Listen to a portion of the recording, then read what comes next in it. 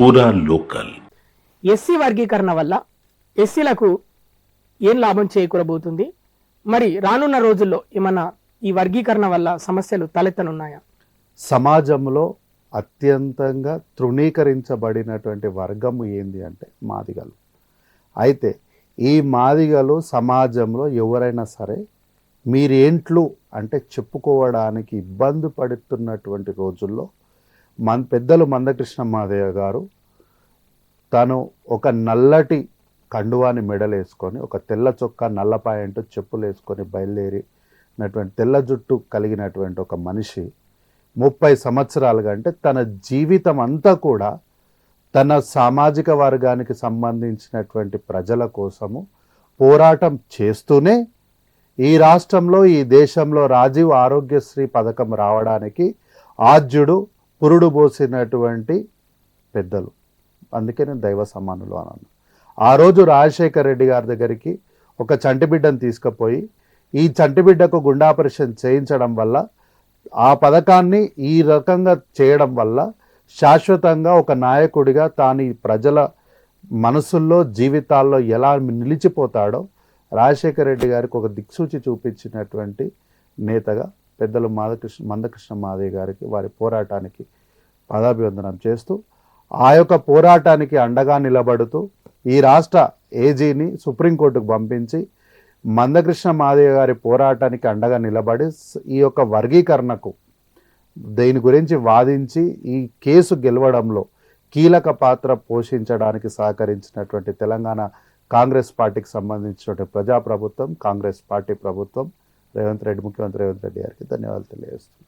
అయితే ఈ వర్గీకరణ జరగడం వల్ల ముఖ్యంగా ఈ సమాజంలో ఉన్నటువంటి మాలలకు కానీ, మాదిగలకు కానీ, ఉపకులాలకు కానీ వారందరికీ కూడా సమన్యాయం జరిగే అవకాశం ఉంది. అయితే ఇన్ని రోజులు ఏంది అంటే పొలంలో నుంచి వచ్చినటువంటి బియ్యాన్ని పైకి ఎగజల్లేవాళ్ళు. ఎవరు ఎంత పట్టుకుంటే మీకు అంతే అని అంటారు. కాబట్టి ఏంది అంటే కొంతమంది కిలో పట్టుకుంటుండే, కొంతమంది అర్ధ కిలో పట్టుకుంటుండే, కొంతమంది బలహీనలైనటువంటి వాళ్ళు ఏం పట్టుకోలేకపోతుంది. ఉదాహరణకు రీసెంట్గా వచ్చినటువంటి ఒక చిన్న సినిమా గురించి ఉదాహరణగా చెప్తా. దేవరా సినిమా మనందరం చూసినాం. ఆయుధ పూజ జరిగినప్పుడు వాళ్ళు యుద్ధం చేసి ఆయుధాలను గెలవాల్సిన పరిస్థితికి ఉంటుంది. అయితే 3 వర్గాలు ఉంటాయి అందులో. వాళ్ళు బలవంతులు పోటీలో యొక్క కుస్తీ పోటీలో నిలబడి కొట్లాడి గెలిచే అవకాశము సత్తా ఉన్నటువంటి వర్గాలు 3. 4వ వర్గం వాళ్ళు ఒకళ్ళు ఉంటారు. వారికి ఈ పోరాటంలో వారికి నైపుణ్యత ఉండదు, కానీ మరో దాంట్లో అంటే పడవ నడపడంలో ఆ సముద్రంలోకి వెళ్ళి బయటికి తీసుకురావడానికి వాళ్ళకి నైపుణ్యం ఉంటుంది. అప్పుడు వారు ఈ పోటీలో దిగి ఎప్పటికీ గెలవలేరు వాళ్ళు. కానీ దాన్ని విభజించి 1 సంవత్సరం ఒకరు అదొక కాన్సెప్ట్ చెప్తారు కదా, అదే కాన్సెప్ట్ ప్రకారము ఈ వర్గీకరణ జరగడం వల్ల ఏ వర్గం వారైతే ఎక్కువ జనాభా ఉంటారో ఆ జనాభా దామాషా ప్రకారము వారికి రావాల్సినటువంటి, వారి హక్కుగా రావాల్సినటువంటి వారి అవకాశాలని వారు పొందడం ద్వారా సమాజంలో ఉన్నటువంటి సమతులికలన్నిటిని కూడా సెట్ చేయడంలో, అంటే అందరూ కూడా ఈక్వల్ అవ్వడంలో ఈ వర్గీకరణ అనేది కీలక పాత్ర పోషించడంలో సహాయపడుతుంది మనకు. అయితే ఈ రోజుకి ఎవరికైనా క్షణికావేశంలో ఇప్పటికిప్పుడు ఏదైనా భావోద్వేగంగా వాళ్ళకి ఇబ్బంది జరుగుతుండొచ్చేమో, కానీ 30 ఏళ్ళ పోరాటం అర్థం చేసుకున్న వాళ్ళకి కానీ, లేదా ఇంకో 2-3 సంవత్సరాల తర్వాత అంటే దీని సత్ఫలితాలను అందుకుంటున్నప్పుడు 30 ఏళ్ళ పోరాటం చేసిన మందకృష్ణ మాదయ్య గారి పోరాటం, ఆ పోరాటానికి అండగా నిలబడినటువంటి రేవంత్ రెడ్డి గారి సాహసం, ఈ రెండు కూడా ఆయా సామాజిక వర్గాలకు, ఈ ప్రాంత ప్రజలకు, తెలంగాణ సమాజానికి కూడా అర్థమవుతుంది. కాబట్టి ఈ వర్గీకరణ చేయడం వల్ల అనేక ప్రజలకు మంచే జరుగుతుంది. షమీమ్ అఖ్తర్ ఏకసభ్య కమిషన్ కుంపదీసి దేవరా సినిమా చూసైతే ఈ వర్గీకరణ చేయలేదంటే అట్లా ఏం లేదు. అంటే నేను ఓన్లీ ఎగ్జాంపుల్ గా చెప్పిన. ఎందుకంటే మనం ప్రజలకు ఏదైనా చెప్పినప్పుడు అంత కూడా సైంటిఫిక్ టెక్నికల్ గా చెప్పినప్పుడు మనం కొంతమంది ప్రజలకు సరళీకృతంగా చెప్పినప్పుడే మనకు వాళ్ళకి అర్థం అవ్వే అవకాశం ఉంటుంది. ఎందుకంటే ఈ వర్గీకరణ అనేది ఇప్పటికి కూడా ఈ తరం ప్రజలకు కూడా, ఈ తరం యువతకు కూడా, ఇంత చదువుకున్న తర్వాత కూడా ఎందుకు రాబాయి ఇంకా మీరు క్యాస్ట్ గురించి మాట్లాడతారు, ఇంకా మీరు క్యాస్ట్ బేస్డ్ పాలిటిక్స్ ఎందుకు చేస్తారు అని ప్రశ్నించే అర్థం పర్థం లేని వాళ్ళు ఉమ్, పిలవడానికి పిలిపించుకోవడానికి బాగుంది కదా అని చెప్పి ప్రశ్నించే గొంతుకలను రాయించుకునే వాళ్లకు ఇప్పటికి కూడా ఈ వర్గీకరణ అంటే ఏందో ఎందుకో ఉమ్. అలా తెలియదు. ప్రభుత్వ ఉద్యోగం విషయానికి వస్తే మాత్రం ఎస్సీ అనే పేరు ఒకటే చూస్తారు కానీ దాంట్లో ఉపకులం అనేది చూడరు కదా. అది ఇప్పుడు అవన్నీ అవి అన్ని పనికొస్తాయి. ఉమ్, ఇప్పుడు ఎస్సీ అని రాసినంత మాత్రాన ఉమ్, జరగదు. కాబట్టి అంటే ఇప్పుడు ప్రభుత్వ ఉద్యోగాలు కానీ ఉమ్, లేదా నియామకాలు కానీ ఉమ్, లేకపోతే నిధులు కానీ ఉమ్, లేకపోతే ఇతరతరమైనటువంటి అంశాల్లో కూడా ఇప్పుడు ఈ వర్గీకరణ జరగడం వల్ల um, who are you, um, okay మీ జనాభా దామాషా ప్రకారము ఉమ్, 100 రూపీస్ ఉన్నాయి. ఉమ్, 100 రూపీస్ లో మాదిగలు 70% ఉన్నారు అనుకుందాం ఎగ్జాంపుల్ గా. ఉమ్, ఓకే, నీకు 70 రూపీస్ లో నీకు ఇంకొక 1 రూపీ ఉంది. So you will get that opportunity. Okay. 69 రూపాయలు అయిపోయినాయి, ఉమ్, ఇంకొక రూపాయి ఉంది, నీకు అవకాశం ఉంది. ఉమ్, ఓకే, ఈ రూపాయి వాడుకోవచ్చు నువ్వు. ఉమ్, ఓకే, మాలలు ఉన్నారు 29% మంది, 25% మంది ఉన్నారు. ఉమ్, ఓకే, వాళ్ళకు ఆ అవకాశాలు దొరుకుతాయి. అంతేగాని 25% మంది ఉన్న వాళ్ళు వచ్చి మేము 70 రూపాయలని తీసుకపోతాం ఎందుకంటే మేము ఎస్సీలము అంటే ఉమ్, మరి 70% మంది ఉన్న వాళ్ళు ఏం చేయాలి?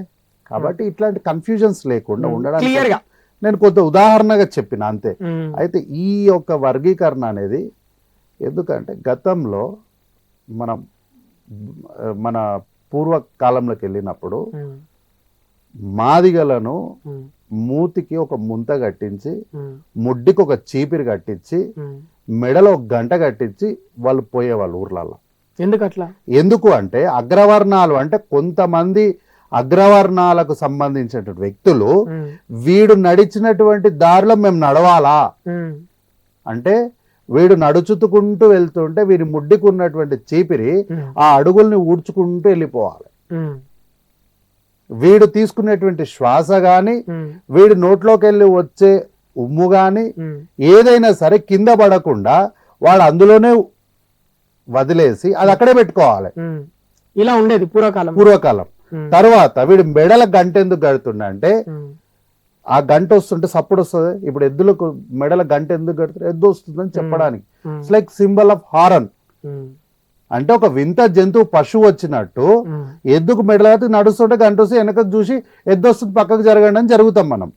అట్లా ఇట్లాంటి అణగారిన కులాలకు చెందినటువంటి వాళ్ళు వాళ్ళ వీధుల్లోకి వచ్చినప్పుడు వీళ్ళు ఇండ్లలోకి వెళ్ళిపోయి తలుపులు వేసుకొని వీరిని కనీసం చూడడానికి కూడా ఇష్టపడని రోజుల్లో నుంచి పెద్దలు మాన్యశ్రీ మందకృష్ణ మాదయ్య గారు ఉద్యమం చేయడం వల్ల ఈ రోజు చాలా మంది నిన్ననే మనం చూసాం మేము మాదిగలము అని రొమ్ము విరిచి ధైర్యంగా డప్పు పట్టుకొని కొట్టుకుంటూ సంబరాలు చేసుకున్నటువంటి పరిస్థితి ఈ రోజు మాదిగలది. అంటే ఈ ప్రభుత్వం కల్పించింది వాళ్ళకి 100%. ఈ రోజు వీరి యొక్క పోరాటం ద్వారా రేవంత్ రెడ్డి గారి సహకారం ద్వారా ఈ రోజు మాదిగలకు ఆత్మగౌరవంతో పాటు ఉపకులాలకు మాలలకు వారికి హక్కుగా దక్కాల్సినటువంటి వారి యొక్క హక్కుల్ని కూడా వాళ్ళకి అందించడం. మరి అంటే ఒక ఎస్సీలకే అందరికి వాళ్ళ ఉపకులాలకు అందరికి సమన్యాయం జరుగుతుందా, లేకపోతే మరి బీసీలకి ఓసీలకి కూడా ఎస్టీలకు కూడా సమన్యాయం జరుగుతుందా ఈ అంటే కులగణన ద్వారా?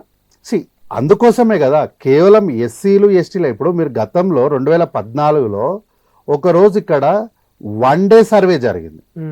ఈ 1 డే అనేది కూడా అబద్ధం. ఇది 1 డే అంటే ఎన్ని గంటలు సార్? 24 గంటలు. కానీ సర్వే జరిగింది కేవలం 18 గంటలు మాత్రమే. అందులో మళ్ళా 1 గంట సేపు ఎక్సెప్షనల్. అంటే 17 గంటల్ని వీళ్ళు ఒక రోజు అని చెప్పి వీళ్ళు మందరిని మోసం చేశారు. ఆ రోజు వీళ్ళు ఏం చేసినారంటే 2014లో ఉన్నటువంటి సందర్భంలో ఆ రోజున్నటువంటి పరిస్థితులను ఉపయోగించుకొని అవకాశంగా తీసుకొని ప్రజల్ని భయభ్రాంతులకు గురి చేసి ఈ రోజు నువ్వు తెలంగాణ రాష్ట్రంలో ఎమ్యూనరేటర్ వచ్చినప్పుడు hello sir present I am here, నేను బతికే ఉన్నా అని నువ్వు చూపించకపోతే, నిన్ను నువ్వు ప్రజెంట్ చేసుకోకపోతే నువ్వు తెలంగాణ వాడివే కాదు, నీకు తెలంగాణకు సంబంధమే లేదు, నువ్వు రావాలి, ఈ రోజు రాకపోతే నువ్వు చచ్చిపోయినట్లే అని బ్రతికిన వాళ్ళని ఎంతో మందిని చంపేసినటువంటి మూర్ఖులు ఈ రోజు బీఆర్ఎస్ పార్టీ వాళ్ళు.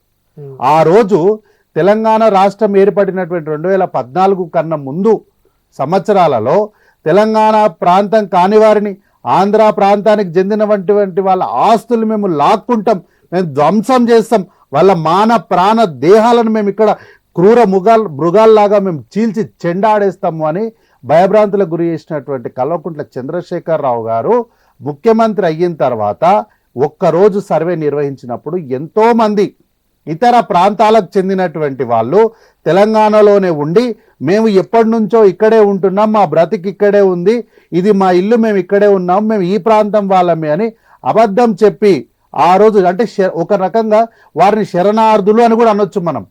అటువంటి పరిస్థితుల్లో వారి యొక్క నిజమైన ఐడెంటిటీని దాచిపెట్టి మేము తెలంగాణ ప్రాంతానికి చెందినటువంటి వాళ్ళమే అని చెప్పి వాళ్ళ ఎమ్యూనరేటర్ల దగ్గర రాయించుకొని బతిమ్లాడి రాయించుకున్నటువంటి రోజులో నుంచి ఈరోజు కాంగ్రెస్ పార్టీ అందరికీ సమన్యాయం చేయాలన్నటువంటి ఒక మంచి సదుద్దేశంతో 50 రోజుల పాటు అధికారులను నియమించి పూర్తి స్థాయిలో ఇంటింటికి వెళ్ళి 1-2 సార్లు వెళ్ళి వాళ్ళ వివరాలు తీసుకొని రాసుకొని సహకరించలేదు కొంతమంది.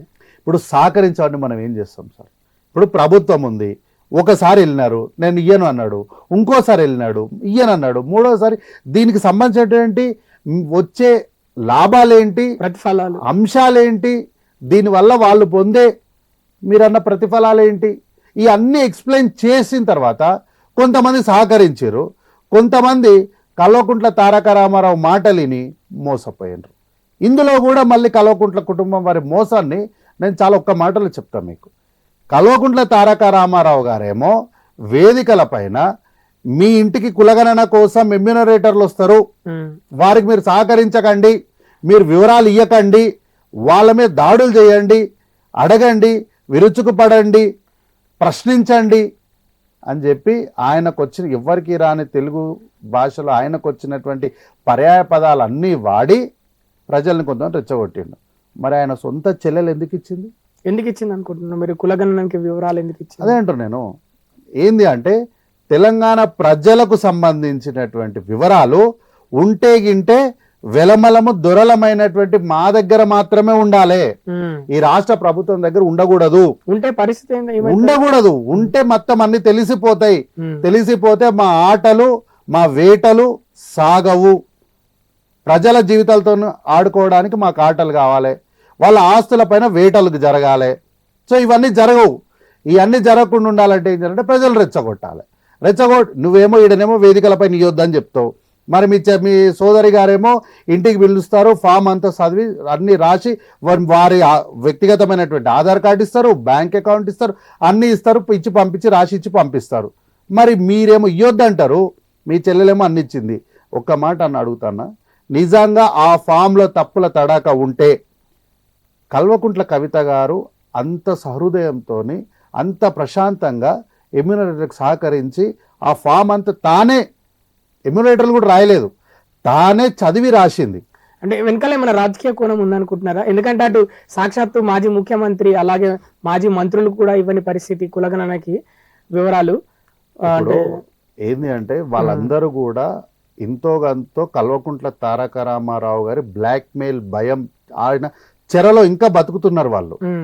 భయంగా బిక్కుబిక్కున అంటే వాళ్ళు మా 38 మంది ఎమ్మెల్యేలు ఉన్నాను ఆయన విరుచుకుపడుతున్నాడు. కానీ ఆ 38 మంది ఎమ్మెల్యేలు కూడా వీని చేతుల్లో రాబందు చేతుల్లో ఇరుకపోయినట్లు వీళ్ళు ఇరుకపోయారు. కాబట్టి వారు ఇంకా ధైర్యం చేయట్లేదు. కానీ కల్వకుంట్ల కవిత గారు ఏంటంటే ధైర్యం చేసి ఏమైతే అది అయింది. కానీ ఇది మంచి పద్ధతి, రేవంత్ రెడ్డి గారు కాంగ్రెస్ పార్టీ చేస్తున్నటువంటి మంచి పని, మనం సహకరించాల్సిన బాధ్యత మన పైన ఉంది అన్నారు, వారు సహకరించారు. అట్లా కాబట్టి ఏంటంటే ప్రజల్ని మోసం చేయడంలో కల్వకుంట్ల కుటుంబం ఎప్పుడు ముందు ఉంటారు.